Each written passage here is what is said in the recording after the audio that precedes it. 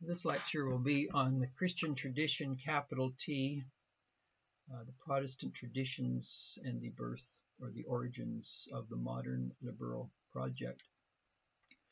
When we think of the modern world, many people, there is a tendency to leap over the Protestant Reformation of the 16th century and move right into variations of liberalism that we find in Locke and Hobbes and the Enlightenment project, whether of England or Germany or France or Scandinavia. And so the origins of modernity is often located in 17th century or 18th century, without recognizing that in fact the roots of the modern world in a formal and a material way really come into being in terms of the principles in the 16th century.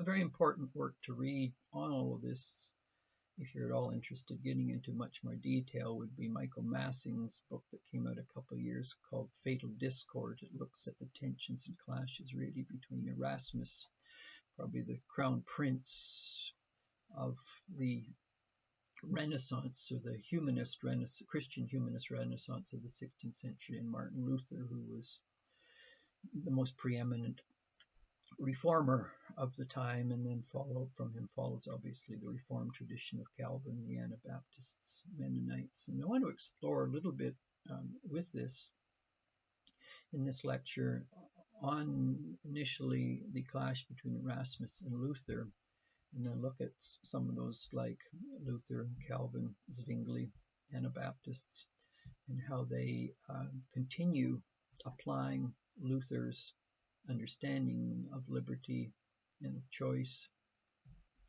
in ways that fragment the Protestant tradition in the 16th century. And of course, once we secularize Protestantism, we just have the fragmentation of today. So really the whole notion of fragmentation really emerges in the 16th century, and secularized, that's where then we get various forms of fragmentation today. But it's already very, very much at work in the 16th century. Erasmus and Luther were both on the same page. In fact, Erasmus was far ahead of Luther on this in critiquing what they saw as the aberrations of the Roman Catholic Church, both at the highest levels of the papacy, the theology, the liturgy, the political, the economic, the social issues. And they both saw an immense gap between the ideals of what the church was meant to be and the reality of it was.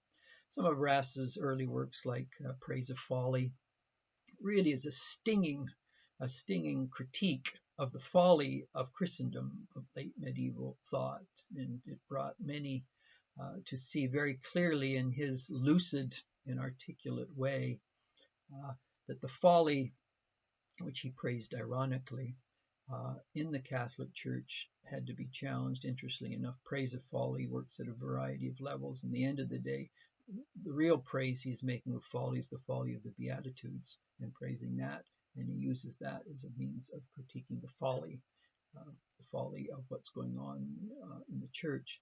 His many colloquies that he wrote, again, he wrote them in a very popular, accessible way, short stories that anyone could read and see very clearly, because in all these colloquies he sums up the social, political, economic situation of the time, corrupt priests, diocese bishops, you name it. And so when Luther comes along, and of course it was Erasmus who did the translations of the New Testament that critiqued Jerome's Vulgate and pointed out many of the problems within the Vulgate. And so Erasmus was seen as probably the preeminent reformer within the Catholic Church, and Luther begins to draw from Erasmus and many other like him, but particularly his translations of the New Testament, which were critiques of significant elements of Jerome's Vulgate. And so you have in Erasmus and Luther the critique of what they saw as the oppressor, the Roman Catholic Church. They were the oppressed, They were the victims seeking liberty in terms of what was good, true, and beautiful in the Christian faith. So you all have this dualism you'll certainly find in Marxism between the bourgeois and the proletariat, or cultural Marxism today. Life is divided into two. One is evil and one is good. Now, Erasmus, he also saw much good in the Roman Catholic Church. He saw wheat and tares. Augustine does the same thing in City of God, just as on the Noah's Ark. You could have good animals and bad animals. You could have wheat and tare. You could have gold and dross.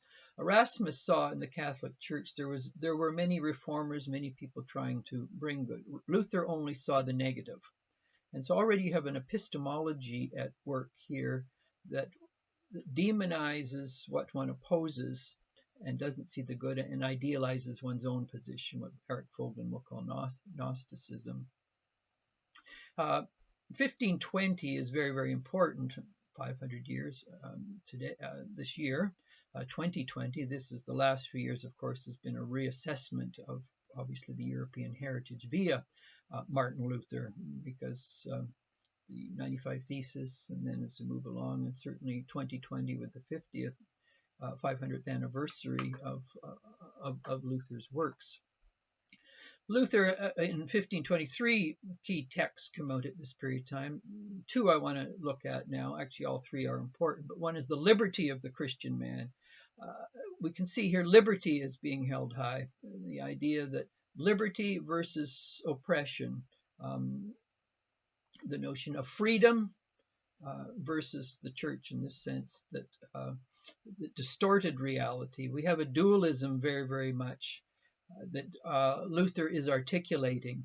The second pamphlet in 1520 was the Babylonian captivity, in which the church was seen as Babylon. Of course, metaphorical Babylon, coming from the Jewish tradition, is when they had to leave their homeland.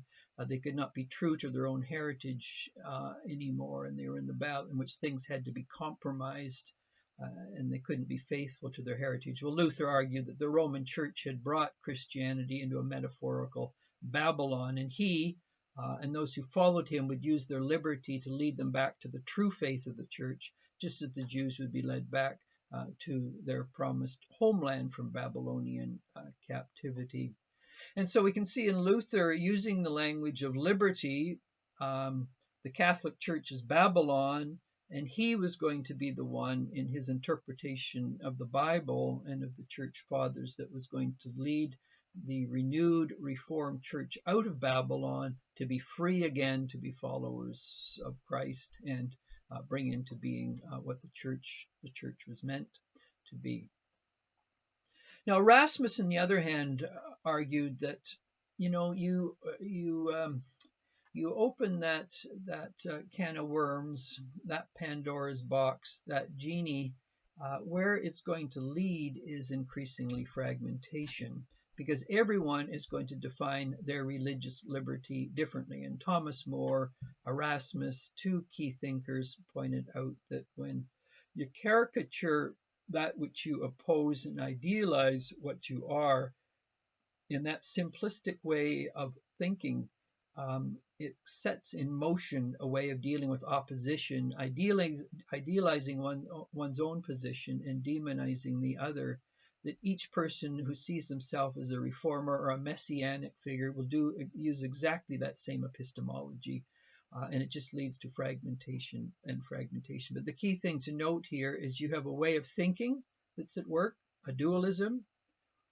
One position is idealized, the other is demonized. One is about liberty, the other is about that which oppresses liberty. One is about an idealized view of the church, and the other is very, very much a compromised view of the church. So life is simplified into almost Sunday school categories for Luther. Liberty, though, and individuality and choice, even though the Bible was held high, the underlying principles that defined the Reformation were not the Bible in a substantive sense, only at a formal or pro forma level, but in reality it was these principles of liberty and choice. The other is Babylon. We are the real New Jerusalem in that sense. So choice, liberty are central. Very interesting. Zwingli in Zurich, another great center, of course, that moved beyond Luther into the Reformed tradition following Geneva. One of the key texts that came out in 1522, of course, at Lent, leading up into Easter in the Christian years, that people were not supposed to eat meat. There was a form of fasting or abstinence from certain things, not significant in a meaningful sense, but it was an attempt to say, be wary of your appetites, your tastes. What are you addicted to? What, in one sense, the self making decisions of saying, I can let go of this for a time. The key point here is to get that what Zwingli's little text is about the freedom and choice of individuals to eat meat if they want at Lent. Now, ignore the issue of the meat. That's not the point. What you've got here is Zwingli again arguing freedom and choice is the key thing, and anyone that opposes freedom and choice, i.e. the Catholic Church with its liturgical understanding of seasons and what you do within seasons, is the problem. So just as Luther highlights the liberty of the Christian man and the Babylonian captivity, Zwingli in Zurich, it's very interesting. I lived in Switzerland for a couple of years in the early 70s, and of course Switzerland was a hub, whether in Geneva or Zurich or Basel where Erasmus was, a hub of the complex nature of the 16th century. And so once again we can see in Zwingli, just as in Luther, this notion of liberty being very, very highlighted, in choice. And so the whole idea that a tradition, a history, the wisdom of the past may have something to contribute in its imperfect way, this in sense is marginalized and liberty and choice is held high. The Anabaptists from which the Mennonites come along, again, they tended to make an emphasis. Anabaptists just coming from rebaptism. In the 16th century, people would be baptized as infants, and then confirmation was about deciding whether they wanted to belong to the church. The key point here, though, is not whether a person wants to be baptized or not. I mean, that, to one sense, is very secondary or tertiary. What it is about is that the individual makes their choice about whether they want to commit themselves to Christianity or one denomination over against another, whether it's Lutheran, whether it's Reformed, whether it's Anabaptist, Mennonite, whether it's Catholic, whether it's Orthodox. Again, it's the individual choosing to be rebaptized as a commitment to what they see as a more authentic form of Christianity, arguing that in this case the Reformed tradition, the magisterial tradition of Calvin, the Lutheran tradition in Germany, the Catholic tradition had all compromised the faith, and it was up to individuals using their choice to decide where they wanted to belong in terms of a denomination of Christianity. The key point here, though, is choice. It's liberty. Now, the dilemma here that any minimally thoughtful person recognizes, as soon as the notions of individuality, choice, equality, will are front staged, conscience, and many other areas like this, that everyone is going to interpret the content of that very, very differently. There's just no end of the diverse fragmentary directions that people go. And of course, the 16th century is the classical illustration of Christianity fragmenting denominationally into all sorts of confessional directions. And so the notion of when one recites in the creed, we believe in one holy Catholic and apostolic church, and Erasmus would come along and say, yes, you have to live in the tension between unity and holiness. So some people in the name of holiness, either in doctrine or discipline, say, well, you can break up unity if the church is not being holy in a doctrinal or discipline sense. Erasmus would say, no, the two live in tension constantly. And this is what makes him deeply Catholic. And he saw very clearly that when issues of personal interpretation of Christianity come to dominate, then people are going to differ on how that is interpreted. And in that sense, this is the birth of modernity. This is the birth of the modern liberal world, where people choose and act on their choices as they interpret things as individuals to decide what they're going to be committed to, often caricaturing that which they turn against following Luther. Remember, in the Babylonian captivity, the Pope is seen as the Antichrist. Magisterial reformers are seen as the problem that compromised the Beatitudes as you go further down the Anabaptist Mennonite path. So there is this there's a couple of things that work then. There is the dualism that you find in Luther. You'll get it in Calvin, variations of Calvinism. You get it in the Confessions. You get it in the Schleitheim Confession of the Mennonite tradition. So there's a simplistic interpretation of life into black and white, right and wrong, simplistic categories. And then the one who is in the right, or the remnant group, can use their liberty as they think fit in good conscience to choose what they see is the way of greatest integrity or authenticity in their faith journey. Now, these are just basic liberal principles or premises or prejudices in that sense. And as we move forward in history, we can see how those principles, once secularized as history moves on, because ideas have consequences, as Weaver clearly noted. Some choices, we get the consequence immediately. You put your hand on a hot burner, you discover it burns you, so you don't do that again. You drive in the wrong side of the road, you find out quite quickly, accidents. So some choices, consequences are immediate. Some consequences take years to work themselves out in relationships where people are not hearing and heeding one another properly. Often it doesn't occur immediately that people part paths, but over a period of time, what is not dealt with in a meaningful way, the consequences are parting of paths. Big cultural issues, such as the planting of the seeds in the soil of time of these liberal principles that emerged from the Protestant Reformation, bear fruit with us today in our versions of secular liberalism.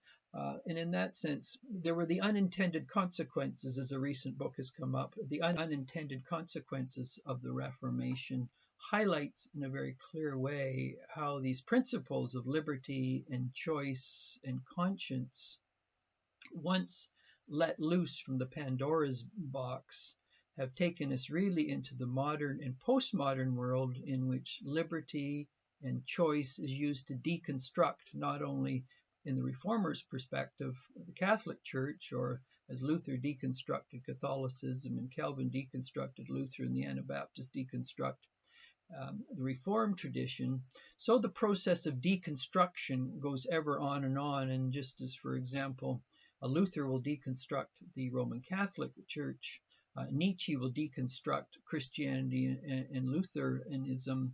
And so in our contemporary situation, the language of deconstruction, simple black and white epistemologies, and the principles of liberty and choice and conscience and equality have come to dominate in the culture wars that we inhabit. And in that sense, the Protestant Reformation of the 16th century is the very thing that let that genie out of the bottle.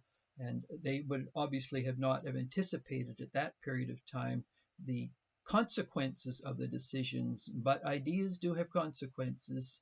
And in that sense, we are living with the consequences of the Protestant Reformation today, and the culture wars we are facing are very, very much products of the 16th century.